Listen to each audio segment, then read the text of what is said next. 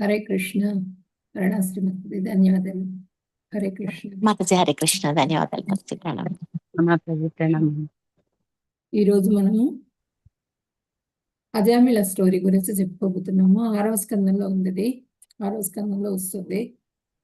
అంటే 1, 2, 3 చాప్టర్స్ లో వస్తుంది అన్నమాట. ఇది అసలు ఎలా స్టార్ట్ అయింది అన్నది చెప్పుకుందాం. మనం ఫస్ట్ మంగళాచరణం చేసుకుని తర్వాత చెప్పుకుందాం. ఓం అజ్ఞానతిమిరాంధస్య జ్ఞానాంజనశలాకయా చక్షురున్మిలితం యేన తస్మై శ్రీ గురవే నమః. శ్రీచైతన్యమనోభీష్టం స్థాపితం యేన భూతలే స్వయం రూపః కదా మహ్యం దదాతి స్వపదాంతికం. వందేహం శ్రీగురో శ్రీయుతపదకమలం శ్రీగురున్ వైష్ణవాంశ్చ శ్రీరూపం సాగ్రజాతం సహగణ రఘునాథాన్వితం తం సజీవం సాద్వైతం సావధూతం పరిజన సహితం కృష్ణ చైతన్య దేవం శ్రీ రాధా కృష్ణ పాదాన్ సహగణ లలితా శ్రీ విశాఖాన్వితాంశ్చ. హే కృష్ణ కరుణా సింధో దీనబంధో జగత్పతే గోపేశ గోపికా కాంత రాధా కాంత నమోస్తుతే. తప్త కాంచన గౌరాంగీ రాధే బృందావనేశ్వరి వృషభానుసుతే దేవి ప్రణమామి హరిప్రియే. వాంఛాకల్పతరుభ్యశ్చ కృపా సింధుభ్యేవ చ పతితానాం పావనేభ్యో వైష్ణవేభ్యో నమో నమః. నమో ఓం విష్ణుపదాయ కృష్ణప్రేష్ఠాయ భూతలే శ్రీమతే భక్తివేదాంత స్వామిన్యితి నామినే. నమస్తే సరస్వతి దేవి గౌరవాణి ప్రచారిణే నిర్విశేష శూన్యవాది పాశ్చాత్య దేశతారిణే. జై శ్రీ కృష్ణ చైతన్య ప్రభు నిత్యానంద శ్రీ అద్వైత గదాధర శ్రీవాసాది గౌర భక్త బృంద. హరే కృష్ణ కృష్ణ కృష్ణ హరే హరే హరే రామ రామ రామ హరే హరే. హరే కృష్ణ. అందరినీ చూడగలుగుతున్నాను ఈరోజు చాలా రోజులు. హరే కృష్ణ మాతాజీ. ప్రణామాలు. హరే కృష్ణ. హరే కృష్ణ మాతాజీ. ప్రణామాలు మాతాజీ. అందరికీ ప్రణామాలు. హరే కృష్ణ మాతాజీ. ప్రణామాలు. హరే కృష్ణ. హరే కృష్ణ మాతాజీ. ప్రణామాలు. ప్రణామాలు మాతాజీ. ప్రణామాలు. కృష్ణ మాతాజీ. ప్రణామాలు. ఈరోజు మనం 6వ స్కందంలో ఉన్నటువంటి అజామిళుడు స్టోరీ గురించి చెప్పుకోబోతున్నాము. పాపకర్మలు చేసిన జీవాత్మలు అనేక శిక్షలు అనుభవిస్తూ ఉంటాయి అన్నమాట. చాలా అదేంటంటే పాపాలని చేసి వాళ్ళు చనిపోతారు కదా. చనిపోయిన తర్వాత వాళ్ళు పాపాలు అనుభవించడానికి వీలుగా, శిక్షలు అనుభవించడానికి వీలుగా ఆయన ఆ నరకంలో మనకి యాతన శరీరం అని ఇవ్వబడుతుందిట ఆ జీవాత్మకి. అంటే మన ఈ శరీరం పనికిరాదు అక్కడ. ఈ శరీరం కాల్చి అయిపోతుంది కదా దీని పని. అంటే అక్కడ వాళ్ళు పెట్టే శిక్షలన్నిటికీ కూడా తట్టుకోగల శరీరం వస్తుంది. ఇప్పుడు సపోజ్ నూనెలో వేసి వేయిస్తున్నారు అనుకోండి. నూనెలో వేయిస్తూ ఉంటే ఆ బాధ కలుగుతూ ఉంటుంది, శరీరానికి బాధ కలుగుతూ ఉంటుంది. కానీ ఆ శరీరం ఏం కాదు, ఆ సూక్ష్మ శరీరం అట్లాగే ఉంటుంది అది. కానీ బాధ మాత్రం తెలుస్తూ ఉంటుంది. అట్లా ఈ పాపకర్మలన్నీ కూడా చేసిన వాళ్ళకి 28 నరకాలు ఉన్నాయట మన భూమి కింద. ఆ 28 నరకాల్లో కూడా వాళ్ళు చేసిన పాపాన్ని బట్టి వాళ్ళకి యాతనా దేహం ఇచ్చి అక్కడ శిక్షలు వేస్తూ ఉంటారనమాట జీవాత్మకి. ఆ శిక్షలు పొందేటప్పుడు శరీరము నష్టపోకుండా ఉంటుంది. అలాగే ఆ యాతన శరీరం అలాగే ఉంటుందన్నమాట. అది బాధ కలుగుతూ ఉంటుంది, చాలా చాలా బాధ కలుగుతూ ఉంటుంది. ఈ విషయాన్ని విన్నారు, సుఖ మహర్షి చెప్తూ ఉంటే పరీక్షిత్ మహారాజు విన్నారు. విని, వైష్ణవుడు కదా, పరదుఃఖ దుఃఖి, ఆయనకి చాలా దుఃఖం కలిగింది. వీళ్ళని ఎట్లా రక్షించాలి, జీవాత్మల్ని, ఈ పాపం చేసిన వాళ్ళని. పాపం చేస్తే ఇంత కష్టం ఉంటుందా, ఇన్ని కష్టాలు పడాలా వీళ్ళు, ఈ నరకంలో ఇన్ని బాధలు పడాలా, మార్గం చెప్పమని చెప్పినని సుఖ మహర్షిని అడుగుతారనమాట. ఎట్లాగూ ఏ విధంగా వీళ్ళని తప్పించాలి పాపంలో నుంచి, ప్రాయశ్చిత్త మార్గాలు. అప్పుడు సుఖ మహర్షి చెప్తారు, ప్రాయశ్చిత్త మార్గాలు ఉంటాయి కదా, అవి చేసుకుంటే సరిపోతుంది. ఇప్పుడు మనకి చెప్తారు కదా, ఈ పాపం చేస్తే మనకి దానాలు అవి కూడా ఇస్తూ ఉంటాం చనిపోయినప్పుడు. ఆ ప్రాయశ్చిత్తం చేసుకుంటే సరిపోతుంది, ఆ పాపం తీరిపోతుంది అని చెప్తారు. ఎవరంటే సుఖ మహర్షి. చెప్పినప్పుడు ఆయనకి రుచించదనమాట పరీక్షిత్ మహారాజుకి ఆ సమాధానం.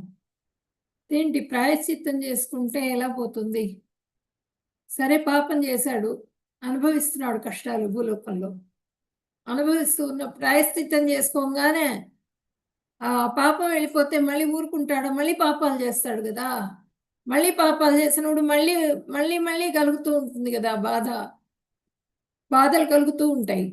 ఎట్లాగూ ఆ జీవుల్ని ఎట్లాగూ రక్షించేది పాపాల నుంచి చెప్పమని చెప్పి అడుగుతారనమాట. అడిగినప్పుడు ఆ ఆ నరకాలంటే ఏమేమి నరకాలు అన్నది కూడా చెప్పారు.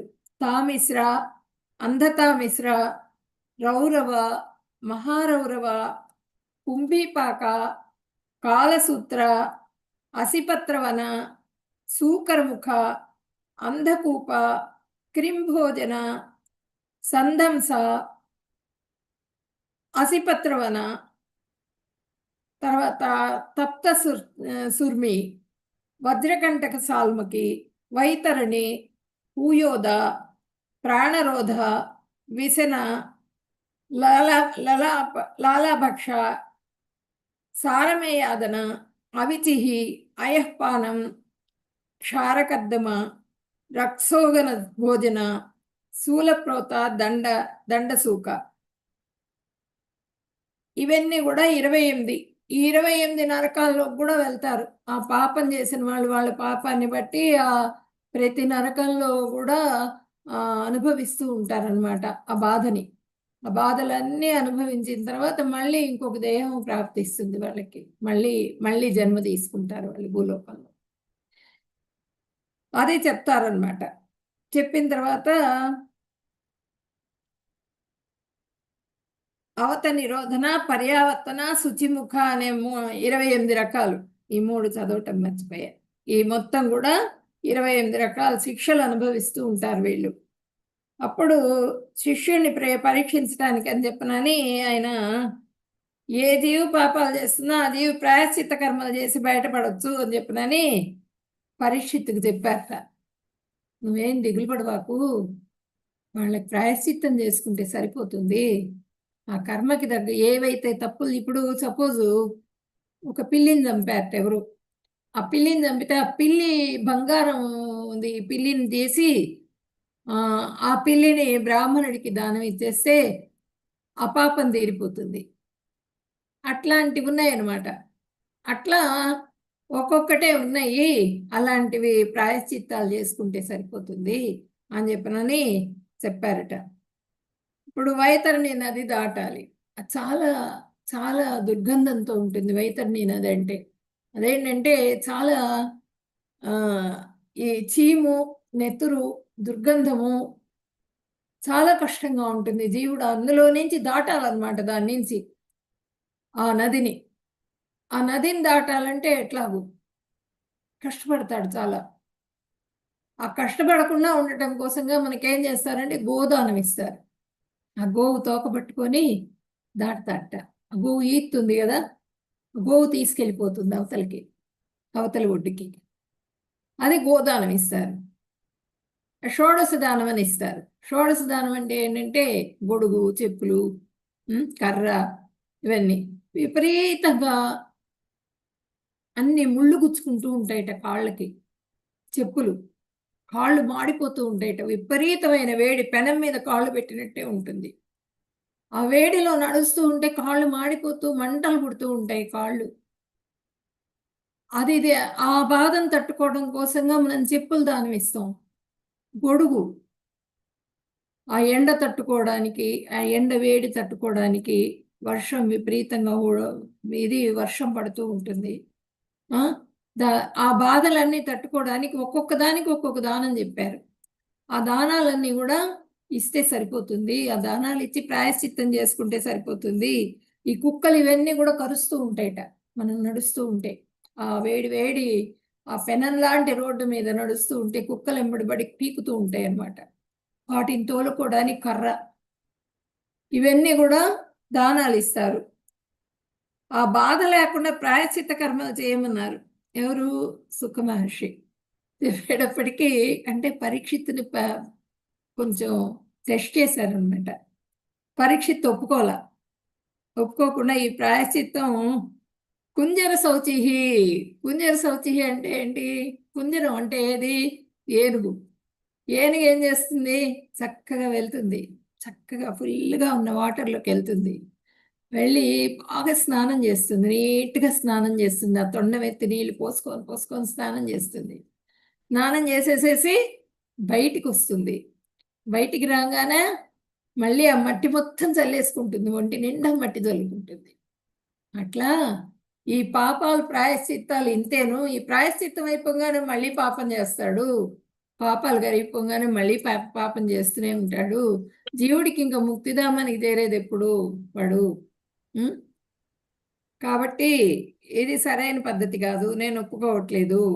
ఈ పాపాలు చేసి ప్రాయశ్చిత్తం చేసుకొని మళ్ళా పాపాలు చేస్తారు, మళ్ళీ జన్మలు తీసుకుంటూ ఉంటారు. ఇంకేదన్నా చెప్పండి, ఇంకేదన్నా ఉపాయం ఉంటే చెప్పండి అని చెప్పనని అడిగారట పరీక్షిత్ మహారాజు సుఖ మహర్షిని. అడిగినప్పుడు ప్రాయశ్చిత్తం కాదు, నియమానుసారం జీవిస్తూ తక్కువ ఆహారం తీసుకోవాలి, నియమాలు పాటించి ఆహారం, విపరీతమైన ఆహారం తీసుకోకూడదుట. తర్వాత ఆత్మ అంటే ఏంటి, దేహం అంటే ఏంటి అన్నది అజ్ఞానాన్ని కలిగి ఉండాలి, అది తెలుసుకోవాలి. అది తెలుసుకోవడానికి ఏం చేయాలి? మనం భగవద్గీత, భాగవతము ఇలాంటివన్నీ కూడా గురువుల ద్వారా వినాలి, చెప్తూ ఉంటే. విన్న తర్వాత ఎప్పుడూ అబద్ధం చెప్పకూడదుట, అబద్ధం అస్సలు ఆడకూడదుట, సత్యమే పలకాలి. శుభ్రమైన ప్రదేశంలో ఉండాలి. కొంచెం చిన్న ఇల్లు అయినా సరే నీట్గా పెట్టుకోవాలి, శుభ్రంగా ఉండాలి. ఆ భగవంతుడు వచ్చేట్టుగా ఉండాలి మన ఇంట్లోకి, అట్లా అంత నీట్గా పెట్టుకోవాలి. తర్వాత మనస్సు కలుషితంగా అనే ప్రదేశంలో ఉండి పాపం నుండి బయటపడాలి. మనస్సు కూడా కలుషితం కాకూడదు. మనస్సు ఎప్పుడు కలుషితం అవుతుంది? మన చుట్టూ గందరగోళం ఉన్నప్పుడు, మన చుట్టూ ఉన్న వాళ్ళు భౌతికమైనటువంటి విషయాలు మాట్లాడుతూ భౌతికమైన గందరగోళం జరిగేటప్పుడు, అప్పుడు మన మనస్సు కూడా అటువైపు వెళ్తుంది.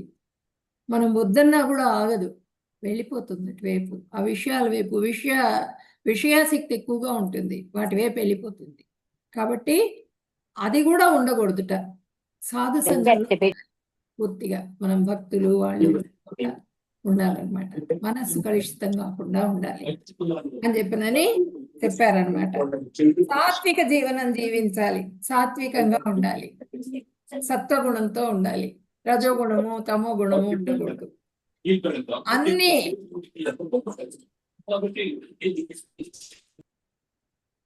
అన్నింటినీ కూడా పాటించి కొంత శక్తి ఏర్పడి, ఇప్పుడు ఎవరంటే విశ్వామిత్రుడు, ఇవన్నీ కూడా చాలా ఆయన యమనియమాదులు అన్నీ పాటించారు. ఆయన మొత్తం పాటించి బ్రహ్మర్షి అయ్యారు. ఆయన బ్రహ్మర్షి కూడా అయిన తర్వాత ఆ మేనకు వచ్చింది. ఆ ఇంద్రుడి పదవి పోతుందనే భయంతో ఇంద్రుడు మేనకను పంపించాడు, ఆయన మీదకి ప్రయోగించాడు. ఆ మేనక గజ్జల సవ్వడికి ఆయన చెవిలో ఆ తపస్సు చేసుకుండే విశ్వామిత్రుడి చెవిలో ఆ గజ్జల సవ్వడి ఆయనకి ఇంద్రియాలని ప్రకోపించింది. వెంటనే ఆయన మేనక దీంట్లో పడిపోయినారు. ఆ చేసిన మొత్తం కూడా భగ్నం అయిపోయింది, తపస్సు మొత్తం కూడా. మళ్ళీ మొదలుపెట్టి మళ్ళీ చేసుకోవాల్సి వచ్చిందనమాట. ఆ విశ్వామిత్రుడు అంతటి వాడికే కూడా తప్పల. అందుకని చెప్పనని మనోనిగ్రహం అన్నది చాలా ముఖ్యము. కాబట్టి సంగస్తేషోపజాయతే ధ్యాయతే విషయాన్ పుంసః. సంగస్తేషోపజాయతే, మన సంఘం, మనం ఉన్నటువంటి ప్రదేశం మనల్ని విషయానురక్తుల్ని చేస్తూ ఉంటుంది. కాబట్టి దాంట్లో నుంచి బయటపడేందుకు మనము ప్రయత్నం చేయాలి. అంటే ఆ ప్లేస్లో ఉండకుండా మనం ఉండే ప్రదేశం కూడా చూసుకుంటూ ఉండాలి మనం అని చెప్పనని చెప్పారు ఇక్కడ. తర్వాత ప్రాయశ్చిత్త కర్మల కన్నా కూడా జ్ఞాన సాధనలు కొంత శ్రేష్టమైనవి. జ్ఞాన సాధనలు చేయాలి. జ్ఞానాన్ని పెంచుకునే సాధన ఏంటి? ఇప్పుడు భగవద్గీత చదువుకోవటం, భాగవతం చదువుకోవటం, ఆత్మ అంటే ఏంటి, శరీరం అంటే ఏంటి, భగవంతుడు అంటే ఏంటి, భగవంతుడి రూపం ఏంటి, ఆయన బీద ప్రదాత, ఆయన గురించి తెలుసుకోవటం, ఇవన్నీ కూడా జ్ఞాన సాధనలు చేస్తూ యమ నియమాదులు కూడా పాటిస్తూ ఇంద్రియ నిగ్రహాన్ని వహించి, ఇంద్రియ నిగ్రహం వస్తుంది యమ నియమాదులు పాటిస్తే. ఆ ఇంద్రియాలన్నీ కూడా కంట్రోల్ చేసుకొని పూర్తిగా ఆ భగవంతుడి ధ్యానంలో ఉంటూ ఆ జ్ఞానాన్ని పెంచుకున్నప్పుడు అప్పుడు ఈ ప్రాయశ్చిత్త కర్మల కన్నా కూడా అది శ్రేష్టమైంది అని చెప్పారనమాట. కానీ ఒక్కోసారి జ్ఞాన సాధనాలు కూడా ఉపయోగం ఉండవు. ఒక్కోసారి అవి కూడా ఫెయిల్ అయిపోతూ ఉంటాయి. జ్ఞాన సాధనలు చాలా ఇంద్రియ నిగ్రహం కలిగి ఉంటారు. ఇవన్నీ విశ్వామిత్రుడు కూడా చేశారు కదా, అయినా కూడా ఆయన ఫెయిల్ అయిపోయారు. మళ్ళీ మొదలు పెట్టుకోవాల్సి వచ్చింది. అవి కూడా కొంతవరకు అవి కూడా ఒక్కొక్కసారి ఫెయిల్ అయ్యే ఛాన్స్ ఉంది. ఏ కోరిక లేకుండా వాసుదేవ పరాయణ అని భగవంతుడి ఆనందమే నా ఆనందం అని ఎవరైతే ఉంటారో వారు భక్తి చేస్తారు. వాసుదేవో పరాయణ, ఆ వాసుదేవుణ్ణి మించింది ఇంకోటి లేదు అని చెప్పి నన్ను ఎవరైతే తలుచుకుంటారో, భక్తుడు నా పాపాలు కడిగేయి అని కోరుకుంటాడా? చెప్పండి మీరు. నేను పాపాలు చేశాను చాలా, భగవంతుడా నా పాపాలు మొత్తం నువ్వు కడిగేసేయి, నువ్వు నా సర్వెంట్వి, నువ్వు నా పాపాలు మొత్తం కడిగేసేయి అని చెప్పి నన్ను కోరుకుంటాడా భక్తుడు? చెప్పండి, ఎవరో ఒకళ్ళు చెప్పండి.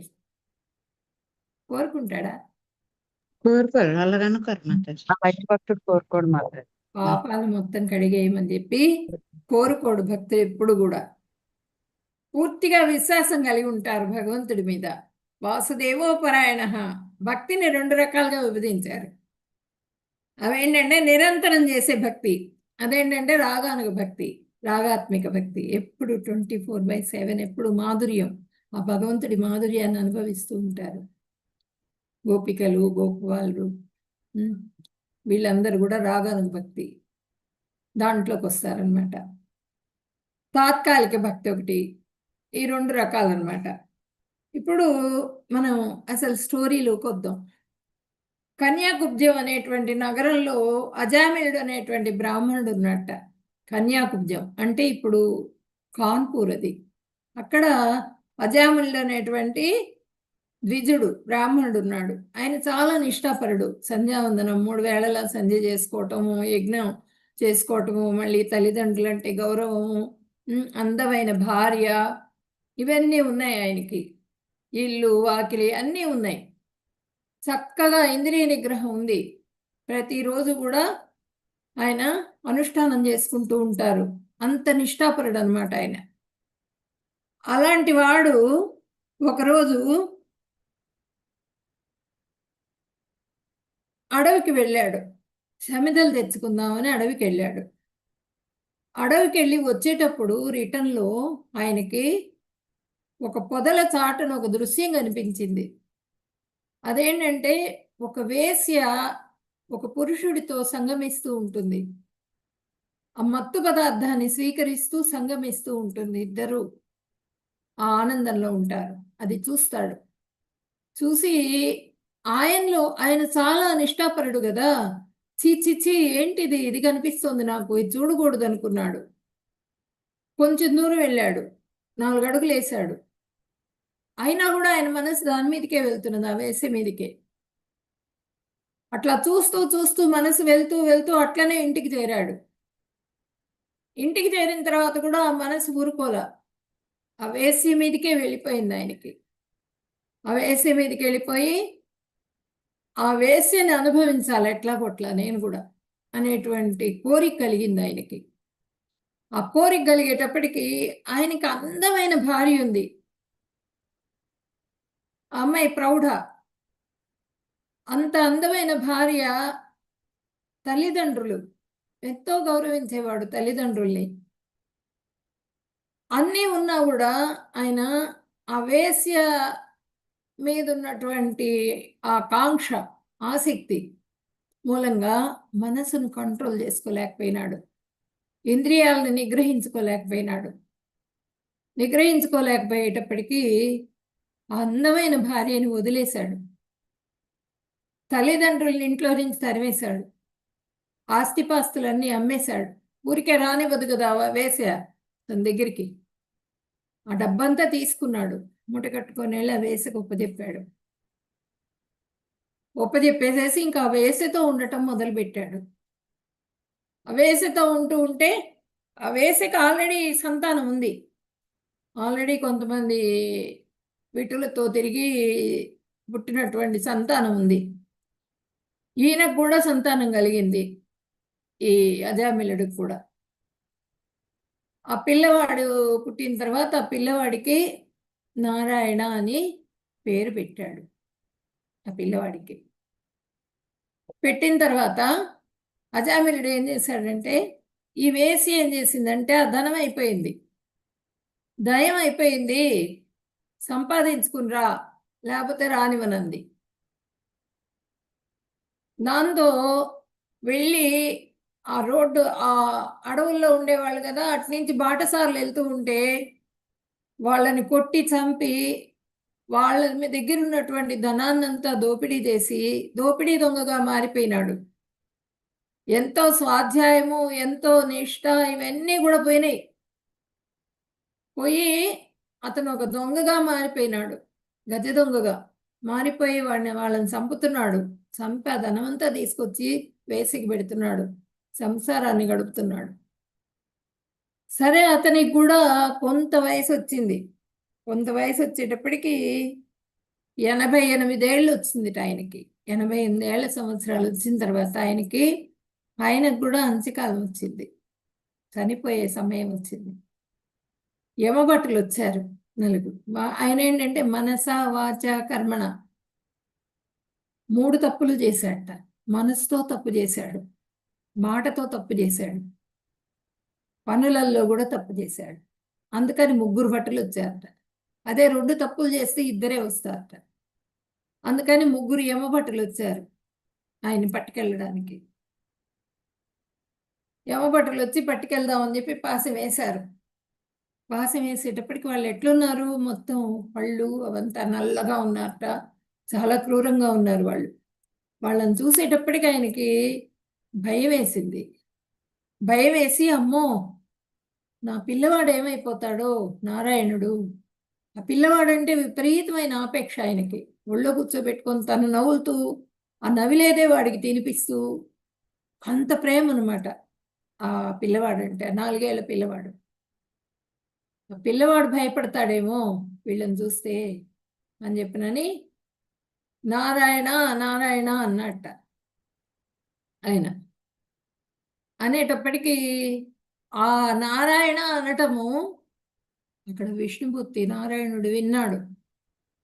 ఆయనకు వినిపించింది. అరే, నా భక్తుడు ఎవరో పిలుస్తున్నాడు నారాయణ అని, వెళ్ళండి అని చెప్పినని విష్ణు దూతల్ని పంపించేశాడు వాళ్ళని అక్కడికి. అజామిలుడి దగ్గరికి వచ్చారు వాళ్ళు. అజామిలుడి దగ్గరికి వచ్చి విష్ణుదూతలు వెంటనే యమదూతల్ని ఎదుర్కొన్నారు. ఎవర్రా మీరు? అజామిలుడికి పాసం వేసిన వాళ్ళు ఎవరు? మీరు చేసేది తప్పు అని చెప్పినని వాళ్ళు ఎదుర్కొన్నారు. అప్పుడు యమదూతలు ఏం చెప్పారంటే, మేము యమధర్మరాజు పంపిస్తే వచ్చాము, మేము యమదూతలము అని చెప్పారు వాళ్ళు. యమధర్మరాజు ఎంత ధర్మాత్ముడు! విష్ణుదూతలు అడిగారు, యమధర్మరాజా? ఆయన ఎంత ధర్మాత్ముడు, విష్ణు భక్తుడు ఆయన యమధర్మరాజు. ఒక విష్ణు భక్తుడిని పట్టుకొని రమ్మంటారా ఆయన? ముందు పాసం తీయండి, ఆయన కేసిన పాసం తీసేసేయండి, మీరు తప్పు చేస్తున్నారు. యూయం వై ధర్మరాజస్య యది నిర్దేశకారిణః భూతధర్మస్య నస్తస్త్వం యత్వా ధర్మస్వలక్షణం. యమదూతలారా, మీరు యమధర్మరాజు పంపితే వచ్చారా? అసలు ధర్మం అంటే ఏంటి చెప్పండి అని చెప్పనని అజామిళుడు పాపి కాదంటున్నారు. వాళ్ళు అంటున్నారు అనమాట, అజామిళుడు పాపి కాదు. ఎందుకు మీరు ఏంటి ధర్మం అంటే ఏంటి చెప్పండి అని చెప్పనని అడిగారు విష్ణుదూతలు. అడిగేటప్పటికీ యమదూతలు చెప్తున్నారనమాట, వేద ప్రణిహితో ధర్మో ఏ ధర్మస్తద్విపర్యయః వేదో నారాయణ సాక్షాత్ స్వయంభూరితి సుశ్రుమా. ధర్మం అంటే వేదం ద్వారా ప్రతిపాదితం చేయబడింది. ధర్మం అంటే ఏంటి? వేద ప్రణీతం ధర్మం. ధర్మం అంటే సాక్షాత్ భగవత్ ప్రణీతం ధర్మం. ఆ ధర్మం అనేది వేదం ద్వారా చెప్పబడింది కాబట్టి ఆ వేద ప్రతిపాదితం ఇది. వేదం ప్రతిపాదించింది ధర్మం కాదు, ఇది వేద ప్రతిపాదితం ధర్మం అన్నది.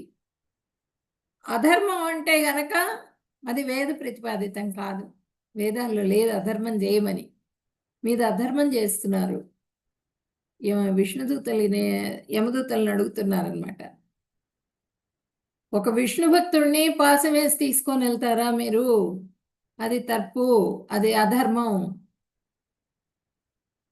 నారాయణే సమస్త వేదాల ద్వారా ప్రతిపాదింపబడిన దే ధర్మం. నారాయణుడే, ఆయనే ఈ సమస్త వేదాలంతా కూడా ఆయనే, ఆ భగవంతుడే. ఈ వేదాల ద్వారా ప్రతిపాదింపబడిందే ధర్మం. కాబట్టి ఈ ధర్మానికి సాక్ష్యం ఎవరు అని చెప్పనని అడిగారు అనమాట. సాక్ష్యం కూడా చెప్తాం మేము. ఎవరున్నారు సాక్ష్యం? మేము ఊరికే చెప్పట్లేదు, మేము ఊరికే వేయలేదు వాళ్ళకి పాశం. ఎవరెవరు సాక్ష్యం ఉన్నారన్నది కూడా చూపిస్తాం మీకు అని చెప్పారు.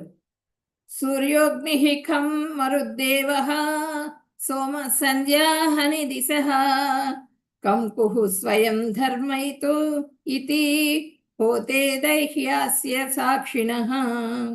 అధర్మం ఎవరైతే చేస్తారో అది చూసేందుకు సాక్షులు ఉన్నారు. ధర్మం చేసినా అధర్మం చేసినా ప్రతిదానికి సాక్షులు ఉన్నారు. ఎవరంటే సూర్యుడు, చంద్రుడు, అగ్ని, వాయుదేవుడు, వీళ్ళందరూ సాక్షులు. వాళ్ళందరూ చూస్తూ ఉంటారు జీవుణ్ణి, వాడు చేసేదేంటి అన్నది చూస్తూ ఉంటారు. వీడు మహాపాపి, వీడి గురించి నీకు తెలుసా? వీడు ఎంత పాపం చేశాడో తెలుసా మీకు? తెలియకుండా మాట్లాడతారు ఎందుకు మీరు? మేము ఊరికే వేయలే పాసం వీడికి, మేము ధర్మం ప్రకారంగా వేసాం పాసం అని చెప్పనని వాళ్ళు ఆ వృత్తాంతం మొదలుపెట్టారు. అయం హి శృతి సంపన్న శ్రీలవృత్త గుణాలయః ధృతవ్రతో మృదుర్దత్తః సత్యవాన్ మంత్రవిచ్యుచిః గుర్వగ్నేతి వృద్ధానం శుశ్రూషుర్ అనహంకృతః సర్వభూత సుహృత్ సాధుర్మితవాగన సూయకః. ఎంత మంచివాడో తెలుసా ఇతను? సద్బ్రాహ్మణుడు ఈయన. ఈయన ఎవరనుకున్నారు? బ్రాహ్మణుడు, సద్బ్రాహ్మణుడు. బ్రాహ్మణుల్లో కూడా సద్బ్రాహ్మణుడు ఆయన. సంధ్యావందనం అన్నీ కూడా 3 వేళలా సంధ్యావందనం చేస్తాడు, అగ్నిహోత్రం చేస్తాడు, తల్లిదండ్రులంటే గౌరవం, అందమైన భార్య, అన్నీ ఉన్నాయి. భగవంతుడి దర్శనం చేసుకుంటూ ఉంటాడు ప్రతిరోజు కూడా, భగవంతుడి ప్రార్థనలో ఉంటాడు. ఇంద్రియ నిగ్రహం ఉన్నటువంటి వాడు, యమనియమాదులన్నీ కూడా పాటించేటువంటి వాడు, అవన్నీ అధ్యాయం చేసేవాడు ఈయన. స్వాధ్యాయం చేసేవాడు, సమస్త మంచి గుణాలు కలిగిన వాడు ఇతను. కాబట్టి వ్రతాల్ని చేపట్టి సకాలంలో చేసేవాడు. ఏదైనా వ్రతం చేపట్టినా కూడా వెంటనే అది ఎంతకాలంలో ముగించాలో అంతకాలంలో ముగించేసేవాడు. ఇంద్రియాలు మనస్సు అన్నీ కూడా నిగ్రహించుకోగలిగినటువంటి వాడు, తండ్రి మాట వినేటువంటి వాడు ఈ అజామిళుడంటే.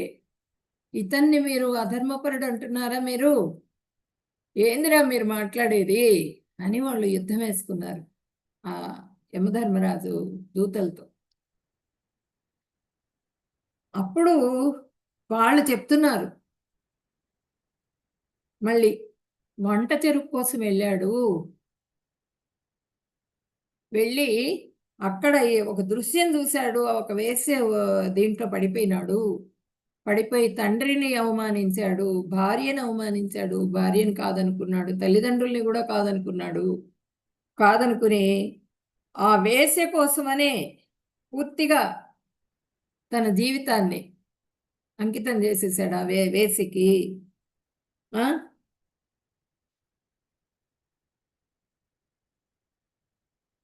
ఇప్పుడు అజామిళుడి మనస్సులో ఏముంది? దృష్ట్వా తాం కామలిప్తేన బహునా పరిరంభితాం జగామ హృత్యవసం సహసైవ విమోహితః. తను మంచి బ్రాహ్మణుడు, యమ నియమాదులన్నీ కూడా వచ్చి తనకి జ్ఞాన మార్గంలో ఉన్నటువంటి వాడు. అయినప్పటికీ కూడా ఇతను తప్పు చేశాడు, అన్నీ కూడా తప్పులే చేశాడు. భార్యను వదిలేశాడు, చక్కగా ఉన్నటువంటి భార్యను వదిలేశాడు, తల్లిదండ్రులను అవమానించాడు, తల్లిదండ్రుల్ని. ఇంతకన్నా ఏం చేయాలి? ఇంతకన్నా పాపం ఇంకేం చేయాలి అజామిళుడు? ఇంతకన్నా ఇంకా ఎక్కువ చేశాడు. ఎంతమందినో హత్య చేశాడు, చంపేశాడు ధనం కోసం.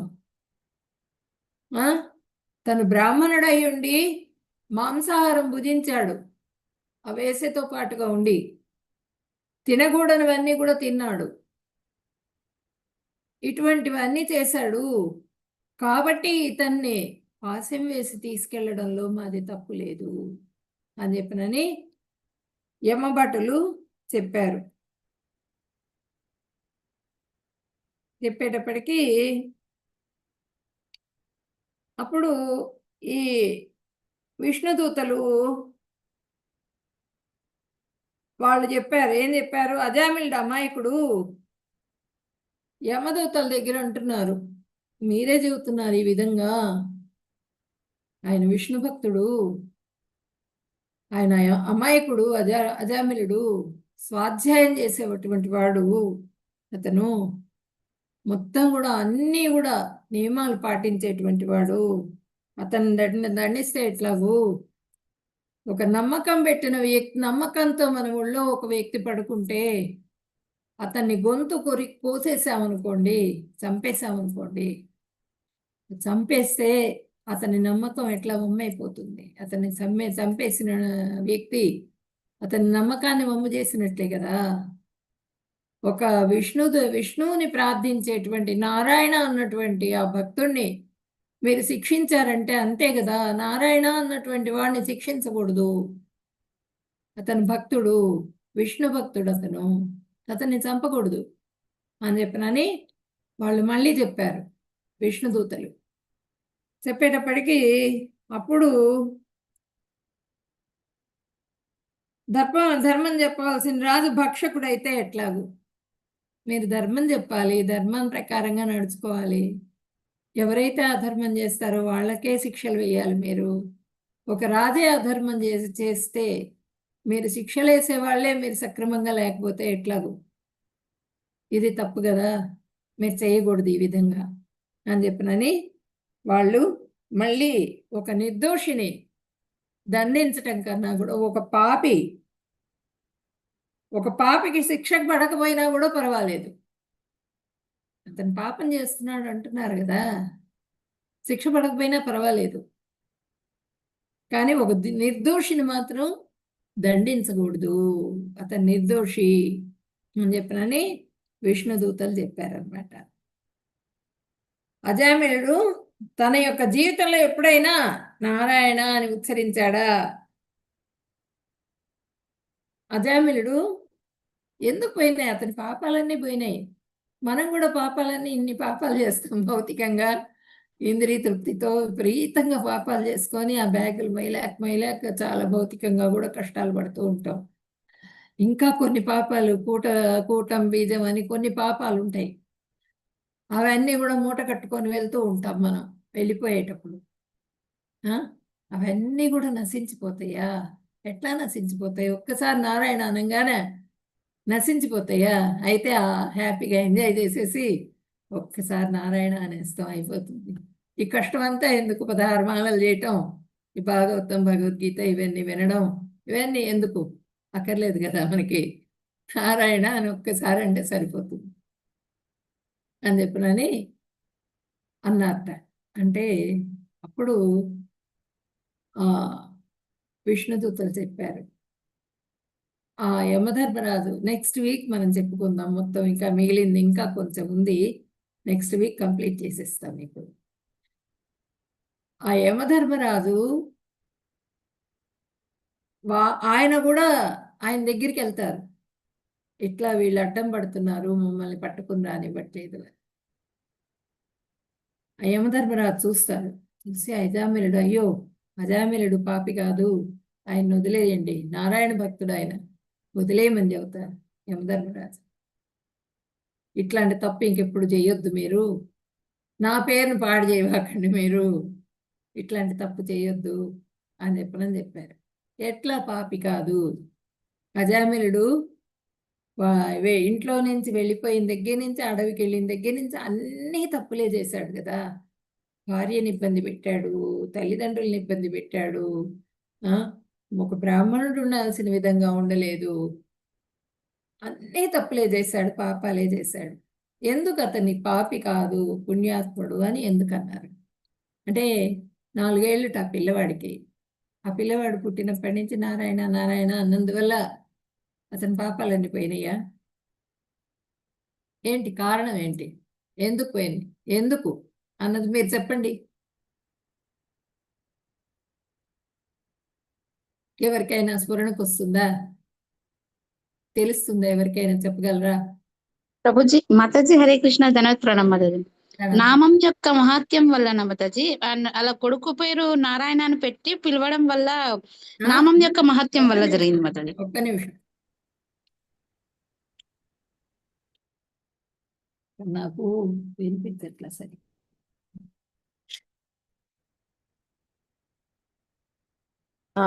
చెప్పండి ఇప్పుడు. మాతాజీ హరే కృష్ణ ధన్యవాద ప్రణామం మాతాజీ. ధన్యవాదం. హరే కృష్ణ చెప్పండి. మాతాజీ వాళ్ళ బాబు పేరు నారాయణ అని పెట్టి ప్రేమతో ఆయన నామ ఉచ్చారణ చేయడం వల్ల అది జరిగిండొచ్చు అనేసి అనుకుంటున్నాను మాతాజీ. కరెక్ట్ గా చెప్పారు. హరే కృష్ణ. హరినామ సంకీర్తన చేయటం వల్ల లేదు లేదు, అది కాదు. మరణ సమయంలో కొడుకుని పిలుస్తాడు మాతాజీ. ఫస్ట్ వాళ్ళకి మనకి 21 days లోపల పిల్లవాడికి పేరు పెడతాం కదా, నామకరణం చేస్తాం. నామకరణం చేసినప్పుడు తండ్రి చెవిలో చెప్తాడు పేరు, ఆ చెవిలో చెప్పిన నామమే ముఖ్యంట. నారాయణ అని పేరు నామం ఉచ్చరించాడు ఆయన చెవిలో. దాని మూలంగా అతను ముందు చేసుకున్న పాపాలు, తర్వాత భూత భవిష్యత్ వర్తమాన కాలాల్లో చేసిన పాపాలు మొత్తం కూడా నశించిపోయినాయట అజామిలుడికి. ఎందుకు నశించినాయి అంటే, నారాయణ అనగానే పాపాలు నశించిపోయినాయి. ఎట్లా అంటే, అతను వైష్ణవాపరాధం ఏది చేయలే. వైష్ణవాపరాధం చేసినా, వైష్ణవు నింద చేసినా, వైష్ణవుని ఇబ్బంది పెట్టినా తనే నాశనమయ్యాడు. ఏ పని ఏ తప్పు చేసినా కూడా తన జీవితాన్ని నాశనం చేసుకున్నాడు పాపాలు చేసి. అందుకని ఆ నారాయణ అనే నామం చెవిలో చెప్పినందువల్ల ఎప్పుడైతే పిల్లవాడు పుట్టినప్పుడు నామకరణం అప్పుడే అతని పాపాలన్నీ కూడా ధ్వంసం అయిపోయినాయట. అంటే తర్వాత వచ్చే పాపాలు కూడా నివారణింపబడతాయిట ఆ నామకరణంలో ఉచ్చారణ మూలంగా. అది విశ్వనాథ్ చక్రవర్తి గారి వ్యాఖ్య అన్నమాట ఇది. అలా ఆ నామకరణ ఉచ్చారణ మూలంగా నా పాపాలన్నీ కూడా పోయినాయి. కాబట్టి ఆయన రిలీజ్ అయిపోయాడు పాపాల నుంచి. రిలీజ్ అయిపోయి అతను తర్వాత మళ్ళీ దేహం వస్తుంది అతనికి. అది నెక్స్ట్ క్లాస్లో చెప్పుకుందాం మనం. నెక్స్ట్ వీక్ కూడా నేను చెప్తాను మీకు క్లాస్. హరే కృష్ణ. హరే కృష్ణ మాతాజీ. హరే కృష్ణ మాతాజీ, ధన్యవాదాలు. ధన్యవాదాలు, ప్రణామాలు. ధన్యవాదాలు మాతాజీ. ధన్యవాదాలు. హరే కృష్ణ మాతాజీ, ధన్యవాదాలు. చాలా బాగా చెప్పారు. ధన్యవాదాలు. మాతాజీ హరే కృష్ణ ధన్యవాదాలు. మాతాజీ. థ్యాంక్ యూ మాతాజీ, ధన్యవాదాలు మాతాజీ. చాలా బాగా చెప్పారు. 28 రకాల ఇది శిక్షలు ఉన్నాయని చెప్పారు. అవును. నెక్స్ట్ వీక్ లో మొత్తం కూడా మళ్ళీ నేను మీకు నెక్స్ట్ది చెప్తాను. కొంచెం సస్పెన్స్ నెక్స్ట్ వీక్ లోపల. హరే కృష్ణ మాతాజీ. ధన్యవాదాలు. తల్లిదండ్రులు